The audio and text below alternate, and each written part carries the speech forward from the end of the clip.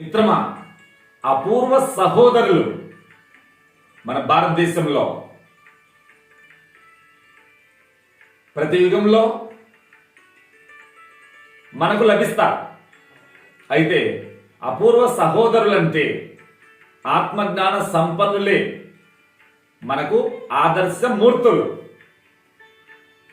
రామాయణంలో 3 చోట్ల మనకు ఈ సోదర స్నేహబంధం దర్శనమిస్తుంది. ఒకటి, అయోధ్య నగరిలో 4 అన్నదమ్ములు, కిష్కింధ నగరంలో వాలి సుగ్రీవులు 2 అన్నదమ్ములు, లంకా నగరంలో 3 అన్నదమ్ములు. మిత్రమా, లంకా నగరంలో ఉండే తమోగుణం రజోగుణం కుంభకర్ణ రావణ బ్రహ్మ 2 రాలిపోవాల్సిందే. సత్వగుణం విభీషణుడు పరమశాంతికి అర్హుడు. మరి కిష్కింధ నగరంలో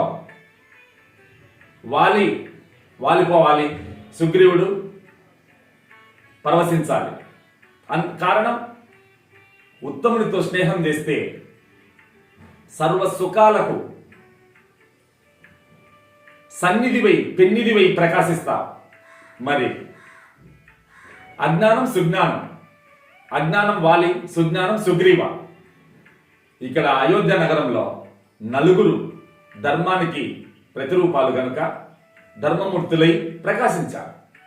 కనుక సోదర బంధం ఇలాంటి ఆదర్శ విలువలతో జీవించినప్పుడే ప్రపంచానికి స్ఫూర్తిదాతలై వర్ధిల్లుతారు. ఓం స్వస్తి.